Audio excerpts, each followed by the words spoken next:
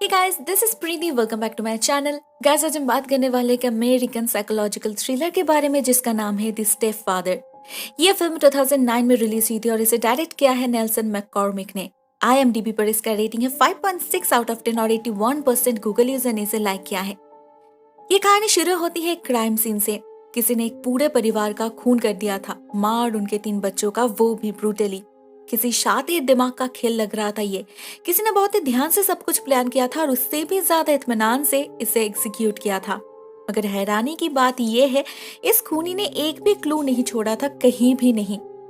Police investigation शुरू करती है। जायज से पुलिस का पहला शक जाता है इस लेडी के एक्स हस्बैंड के ऊपर, लेकिन उनके पास अपने आप को निर्दोष साबित करने का इनाफ अलिबाइस थे। नेक्स्ट उनके लिस्ट में था इस लेडी का प्रेजेंट हस्बैंड, इन बच्चों का step father Grady Edwards. Neighbours और रिलेटिव से पता चलता है उसके साथ इस फैमिली का बॉन्डिंग काफी अच्छा था। He was a true gentleman. लेकिन पुलिस इस जेंटलमैन को ट्रेस ही नहीं कर पा रहा था। वो कहता था वो कैंसर से है, मगर किसी भी डेटाबेस में उसका कोई मैच नहीं मिल रहा था। इनफैक्ट इस घर में भी उसके एग्जिस्टेंस को साबित करने जैसा कुछ भी नहीं था। वो जैसे गायब हो चुका था। तो पुलिस का शक उस पर ही कायम रहता है। वो लोग और अच्छे से इन्वेस्टिगेट करते हैं, पुरानी केस फाइल्स खुलती है और उन्हें पता चलता है ये शायद वही आदमी है, वही खूनी जिसे वो लोग पिछले 3 साल से ढूंढ रहे हैं। 3 साल पहले उन्हें बिल्कुल ऐसा ही और एक सिनेरियो देखने मिला था। वन मदर विथ 3 चिल्ड्रन, और उन चारों को गन शॉट से खून किया गया था। तब भी पुलिस का शक स्टेप फादर पर ही गया था, मगर तब भी पुलिस उसे ट्रेस नहीं कर पाई थी। इन 2 केसेस में ही वो रेंटेड हाउस में रहता था विद एज्ड ओनर्स। हर महीना ठीक समय पर रेंट पे कर देता था, इसीलिए मालिक ने कभी ID पेपर्स मांगा ही नहीं। वो जो कार्स ड्राइव करता था वो भी रेंटेड था ब्लैक मार्केट वालों से। हमेशा कैश यूज किया करता था, मतलब no cards no ID papers. Officers अच्छे से इन 2 केसेस को स्टडी करते हैं और बिल्कुल श्योर हो जाते हैं कि ये वही सीरियल किलर है जिसका हमेशा टारगेट रहता है विडो या फिर डिवोर्सी। ये केसेस तो अपने पेस में ही चलता रहता है। पुलिस भी अपना काम कर रही थी, मगर देखते देखते 6 महीना बीत चुके थे। दूसरी तरफ पोर्टलैंड में हम और एक डिवोर्सी से मिलते हैं, सुजैन हार्डिंग। रिसेंटली उनकी डिवोर्स हुई थी। अपने 3 बच्चों को लेकर वो इसी चेन से कोप अप करने की कोशिश कर रही थी। ऐसे में एक दिन एक शॉपिंग मॉल में उसके साथ मुलाकात होती है एक ट्रू जेंटलमैन की, डेविड हैरिस। बंदा बहुत ही कमाल का था। डिसेंसी तो उसके अंदर फूट फूट के भरा हुआ था और पहली नजर में ही उन दोनों में एक म्यूचुअल अट्रैक्शन, अफेक्शन काम कर जाता है। डेविड भी एक वीडियो था। कुछ महीने पहले ही उसकी बीवी और बच्चे की मौत हुई है और वो इस शहर में बिल्कुल नया है। बहुत जल्द उन दोनों में दोस्ती हो जाती है and gradually they fall in love. David तो सुजैन के मामले में दीवाना था। बस कुछ ही महीनों के अंदर वो लोग एक दूसरे के बहुत करीब आ चुके थे। इतना करीब कि डेविड सुजैन के परिवार के साथ उसके घर में रहने लग जाता है और वो लोग बहुत जल्द शादी भी करने वाले थे। सुजैन के दोनों बच्चे शॉन और बेथ टीनेजर्स थे, तो उन्हें डेविड को एक्सेप्ट करने में कोई प्रॉब्लम नहीं हुई। मगर उनका बड़ा बेटा माइकल थोड़ा सा अलग है। बचपन से ही उसका बिहेवियर काफी वायलेंट रहा है, इतना कि उसे कॉलेज से भी निकाल दिया गया था।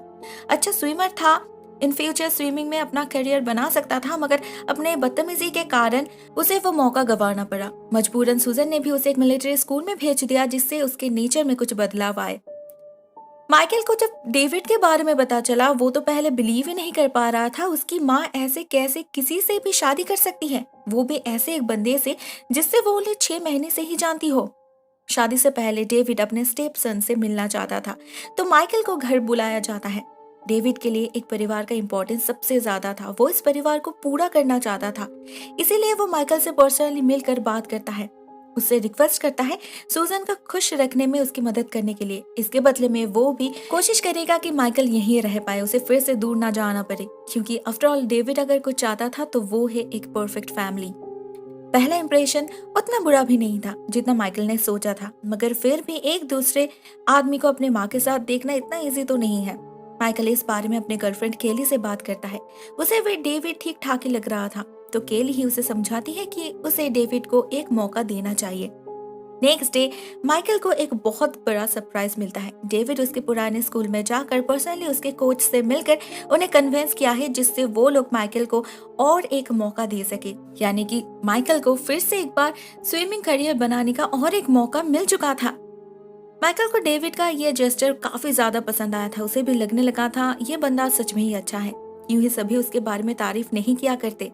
लेकिन जब सब कुछ अच्छा चल रहा था, डेविड और माइकल धीरे धीरे एक दूसरे को अपना ले रहे थे, ये फैमिली पूरा हो रहा था, ठीक उसी वक्त हमें डेविड में कुछ चेंजेस नजर आने लगते हैं। उस दिन शॉन बहुत हाई वॉल्यूम में वीडियो गेम खेल रहा था। सुजैन ने बार बार उसे मना किया है, लेकिन शॉन ध्यान ही नहीं दे रहा था। अचानक से डेविड उसके कमरे में जाता है और उसके गर्दन पकड़ के फोर्सफुली वॉल्यूम लो करवाता है। शॉन इस सडन वायलेंस से इतना ज्यादा डर गया था कि वो किसी को कुछ कहने की हालत में ही नहीं रहता। डेविड को माइकल और केली का इतना मिलना जुलना भी पसंद नहीं था। जब भी वो दोनों एक साथ रहते थे, डेविड उन्हें घूरता रहता था। रात में वो एक रिसेंट सुसाइड केस को लेकर एक बहुत ही रूड कमेंट भी करता है, जो माइकल को बहुत अजीब लगता है, क्योंकि जनरली डेविड इतना लविंग एंड केयरिंग है, तो उसके कमेंट्स इतना इमोशनलेस, इतना रूड कैसे हो सकता है। नेक्स्ट डे शॉन और बेथ अपने पिता जे के घर गए हुए थे। सुजैन वेडिंग प्लानिंग में बिजी थी, तो डेविड और माइकल लंच बाहर करने का ही डिसाइड करते हैं। इससे वो लोग कुछ और वक्त एक साथ बिता पाएंगे। मगर सुबह होते ही सुजैन से मिलने आती है उनकी एक पड़ोसी मिसेस कटर। उनके पास बहुत सारी बिल्लियां हैं, इसीलिए उसे सभी दी कैट लेडी नाम से बुलाते हैं। वो सुजैन से कहती है उन्होंने अमेरिका's मोस्ट वांटेड लिस्ट में एक खूनी के बारे में पढ़ा है, जिसकी स्केच डेविड से हूबहू मिलती है। सुजैन तो उनके इस बात को सुनकर ही हंस पड़ती है। माइकल भी उनके इस कन्वर्सेशन को ओवरहियर करता है, मगर अपने माँ से कुछ नहीं पूछता। दोपहर में हम माइकल को डेविड के साथ एक रेस्टोरेंट में देखते हैं। अच्छी खासी बातचीत चल रही थी उनकी। डेविड अपने पास्ट लाइफ के बारे में बता रहा था, मगर एक मोमेंट पर माइकल को जैसे झटका लगता है। ये आदमी अपनी बेटी का नाम कभी मिशेल कह रहा था तो कभी लीसा। एक बाप अपनी बेटी का नाम गलत कैसे ले सकता है? माइकल को अजीब तो लगता है, मगर डेविड बात को घुमाने में कामयाब हो चुका था। असल में वो खुद भी थोड़ा सा अपने गलती से डर गया था, मगर गलती तो होगी ही, ये थोड़ी ही रियलिटी है, ये तो उसकी बनाई हुई कहानी है। वैसे ही आज सुबह जब सुजैन ने उसे मिसेस कटर के बारे में बताई, तब से वो थोड़ा सा आउट ऑफ फोकस हो चुका था, क्योंकि मिसेस कटर तो सच कह रही थी, डेविड ही वो खूनी है। हमने स्टार्टिंग में जो मर्डर केस देखा था, ये वही सीरियल किलर है, ग्रेडी एडवर्ड्स, जिसने अभी अभी इस फैमिली को अपने जाल में फंसाया है, अपने पिक्चर परफेक्ट फैमिली के सपने को पूरा करने के लिए। मगर मिसेस कार्टर की बातों से वो डर गया और उनका खून कर दिया अपने जुर्म को छुपाने के लिए। नॉट ओनली दैट, हम देख पाते हैं डेविड की बर्ताव भी डे बाय डे बहुत ही ज्यादा वियर्ड होने लगा था। उस दिन जब माइकल और केली अपने कमरे में कुछ प्राइवेट मोमेंट्स बिता रहे थे, तब वो उनके कमरे का दरवाजा खोलकर अंदर घुस जाता है। उसे माइकल का इस उम्र में ऐसी बर्ताव बिल्कुल भी पसंद नहीं था। डेविड इस बारे में सुजैन से भी बात करने जाता है और उसके पास जाते ही सुजैन चीखने लग जाती है, क्योंकि उसे कैट्स फर से एलर्जी थी। उसे लगा थी कैट लेडी आज भी घर आई होगी। उसे क्या पता था उनका खून ही उसके सामने ही बैठा है और उसके कपड़ों पर लगा हुआ कैट्स फर ही उसके चीखने का कारण है। मगर उसी रात जब सुजैन का एक्स हस्बैंड जे अपने बच्चों को देने उनके घर आता है, तब सुजैन को डेविड के एक करतूत के बारे में पता चल जाता है, क्योंकि शॉन ने जे को बता दिया था डेविड ने उसे चोक करने की कोशिश किया है। इस बात से सुजैन नाराज हो जाती है और डेविड फिर से एक मुश्किल में पड़ जाता है। हम देख पाते हैं माइकल और जे का रिश्ता डिवोर्स के बाद कुछ ज्यादा स्मूथ तो नहीं है, मगर वो दोनों ही इस डेविड को लेकर परेशान हैं, तो वो दोनों मिलकर इस डेविड के बारे में पता करने की डिसाइड करते हैं। उधर डेविड और एक परेशानी में फंस चुका था। वो अभी जो रियल एस्टेट फार्म में काम करता है, वहाँ सुजैन की बहन जैकी भी काम करती है। तो वो एक दिन डेविड से उसके आईडी पेपर्स की डिमांड करती है। हर एम्प्लॉय को ही सबमिट करना होगा, मगर आईडी पेपर्स तो इस खूनी के पास है ही नहीं, तो वो उल्टा जॉब ही छोड़ देता है। सुजैन को ये बात बहुत अजीब लगती है। इवन जैकी को भी शक हो रहा था, मगर वो डेविड को फोर्स नहीं करती। उधर डेविड भी नई जॉब ढूंढने के नाम से घंटों तक कंप्यूटर के सामने बैठा रहता था, लेकिन असल में वो अमेरिका's मोस्ट वांटेड लिस्ट में अपने बारे में अपडेट्स चेक करता था। उस रात सुजैन घर में नहीं थी। जे माइकल को मैसेज करता है कि उसे डेविड के बारे में कुछ इन्फॉर्मेशन मिली है, उसे ही चेक करने वो आज उनके घर आने वाला है। कुछ देर बाद हम देखते हैं सच में ही जे दरवाजे पर नॉक करता है। डेविड दरवाजा खोलता है। जे को पता चल चुका था कि डेविड अपने कॉलेज लाइफ के बारे में झूठ कहा है, क्योंकि वो भी सेम कॉलेज में ही पढ़ता था। उसे शक है डेविड ने और भी झूठ कहा है।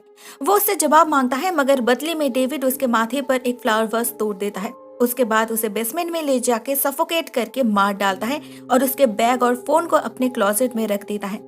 माइकल ऊपर अपने भाई के साथ वीडियो गेम खेलने में इतना बिजी था कि उसे कुछ पता ही नहीं चला।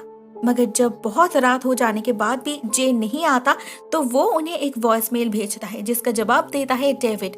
वो लिखता है, डेविड एक अच्छा इंसान है, उसके बारे में शक करने जैसा कुछ भी नहीं है। मगर शक तो जैकी को भी हो रहा था, तो वो जे से डेविड के बारे में बात करने की डिसाइड करती है। नेक्स्ट मॉर्निंग किसी हलचल से माइकल की नींद टूट जाती है। वो देखता है डेविड एक पोस्टमैन से बात कर रहा था और उसके घर के सामने वाले घर में, यानी कि मिसेस कटर के घर के सामने बहुत सारे पुलिस वैन्स खड़ी है। पुलिस को मिसेस कटर की लाश मिली है। सबको लग रहा था उनकी मौत एक्सीडेंट है, लेकिन जब सुजैन पूछती है डेविड से पर्सनली, डेविड तो पूरी स्टोरी ही बता देता है। माइकल तो हैरान ही हो जाता है, डेविड क्यों इतना झूठ कह रहा है, क्यों इस कहानी को इतना ज्यादा एग्जैजरेट कर रहा है, पोस्टमैन ने तो इतना सब कुछ बताया ही नहीं। वो इस बारे में फिर से केली से बात करता है और डिसाइड करते हैं कि वो दोनों मिलकर इस आदमी के कमरे को चेक करेंगे।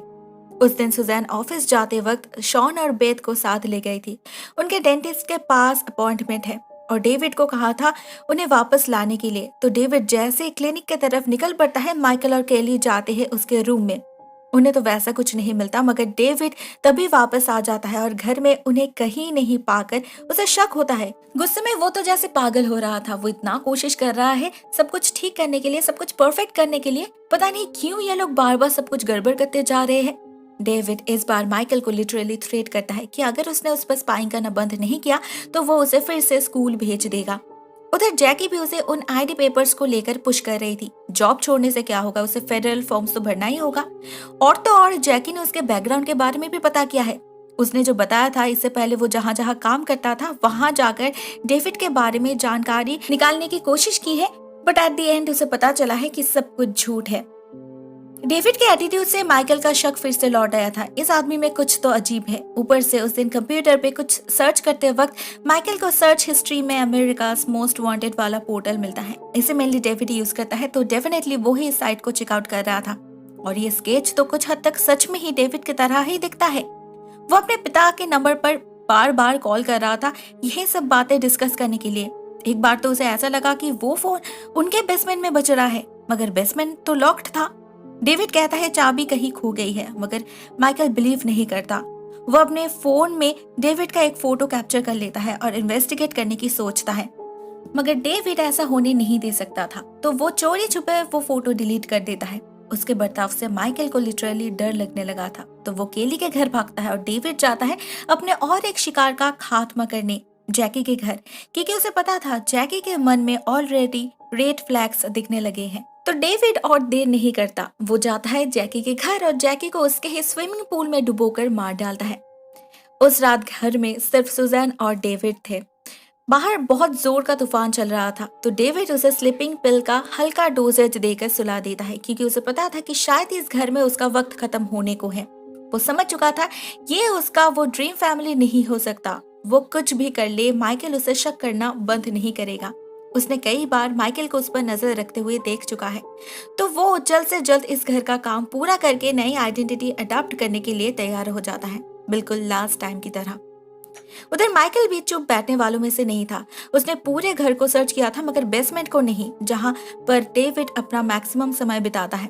और उसी दरवाजे की चाबी ऐसे अचानक से गुम हो गई, ये कैसे हो सकता है? वो बिल्कुल श्योर है डेविड उसी बेसमेंट में कुछ छुपा रहा है। तो रात में वो चोरी छुपे घर वापस आता है केली के साथ और बाहर से खिड़की का कांच तोड़कर बेसमेंट के अंदर घुसता है। अंदर उसे डेविड के क्लोजेट में से अपने पिता का बैग और फोन मिलता है और उनकी लाश मिलती है एक फ्रीजर में।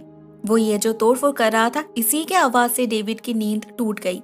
वो सबसे पहले केली को मार कर बेहोश कर देता है और उस बेसमेंट की खिड़की भी पत्थर से जैम कर देता है। हमें डेविड का असली रूप देखने मिला था। वो पैनिक करने लगा था और फिर से एक जंग शुरू करने के लिए बिल्कुल प्रिपेयर्ड था। उधर माइकल भी बेसमेंट का दरवाजा तोड़ने की कोशिश करता जा रहा था, जोर जोर से धक्का देने लगा था। और इसी सब के चक्कर में सुजैन भी नींद से जाग जाती है। डेविड को ऐसे पागल साइको की तरह बिहेव करते देख वो भी थोड़ा सा कंफ्यूज्ड हो जाती है, मगर जब डेविड गलती से उसे मिसेस ग्रेडी एडवर्ड्स के बुलाता है, तभी उसके लिए सब कुछ क्लियर हो जाता है। और उसे बेहोश केली भी दिख गई थी, तो वो भागने लगती है। डेविड भी चाकू लेकर उसके पीछे पड़ चुका था। अपनी जान बचाने के लिए सुजैन बाथरूम में जाकर छुपती है। हड़बड़ी में आने का कांच टूट गया था, तो जैसे ही डेविड दरवाजा तोड़कर अंदर घुसता है, सुजैन भी एक कांच का टुकड़ा उठाकर उसके नेक पर घुसा देती है। इससे कुछ देर के लिए वो बेहोश हो जाता है। सुजैन बाहर भागती है, तब तक माइकल भी बेसमेंट से निकल चुका था और केली भी सेंस में लौट चुकी थी। तो वो तीनों जाके छुपते हैं एटिक में। मगर डेविड भी उनका पीछा नहीं छोड़ता। वो चारों में हाथापाई होती है। सुजैन और केली तो पहले ही आउट हो चुके थे, रह जाता है सिर्फ माइकल। वो दोनों लड़ते लड़ते एटिक से डायरेक्टली नीचे जाके गिरते हैं और वहीं पर वो दोनों बेहोश हो जाते हैं। नेक्स्ट सीन 1 महीना बाद का है। 1 महीने बाद हॉस्पिटल में माइकल की आंखें खुलती हैं। उसे पता चलता है वो इतने दिनों से कोमा में था और डेविड उस एक्सीडेंट के बाद कहीं गायब हो गया। पुलिस के पहुंचने से पहले ही किसी को पता नहीं है वो कहाँ है अभी। सिर्फ इन लोगों के लाइफ से वो डिलीट हो चुका है, मगर वो भयानक मेमोरीज से दूर वो लोग कभी नहीं जा सकते।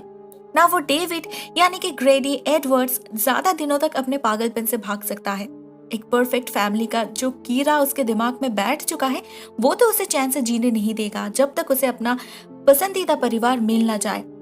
तो कुछ महीने बाद हम उसे फिर से एक नए शहर में देख पाते हैं। उसके शरीर पे उन चोटों के निशान अभी भी विजिबल है, मगर ऑलरेडी उसने नए शिकार के लिए जाल बिछाना शुरू कर दिया था। एक नई आइडेंटिटी, नया मेकओवर, सब कुछ नया, सिर्फ उसका पागलपन वहीं सीम रह गया। हम उसे एक हार्डवेयर के दुकान में देखते हैं जहां वो एक विडो से मिलता है और अपने मीठी मीठी बातों से उनकी दिल जीतने की कोशिश करने लग जाता है। सर्टेनली यही होने वाला है उसका अगला शिकार। अनफॉर्चुनेटली पुलिस को अभी तक उसके बारे में कुछ भी पता नहीं चल पाया, नॉट अ सिंगल क्लू। तो वो इस बार भी बच गया था। क्या पता वो कभी पकड़ में आए भी या नहीं। दोस्तों ये कहानी यहीं पर एंड हो जाती है। ये फिल्म असल में 1987 में रिलीज हुई एक क्लासिक कल्ट फिल्म दी स्टेपफादर की रिमेक है। रिव्यूज कहती है वो फिल्म इससे भी ज्यादा इंटेंस और थ्रिलिंग थी, मगर मुझे पर्सनली ये फिल्म भी काफी ज्यादा पसंद आई है। आपको ये वीडियो कैसी लगी कमेंट सेक्शन में मुझे जरूर बताना। आज के लिए बस इतना ही दोस्तों। Thank you so much for watching this video. Take care, Tata.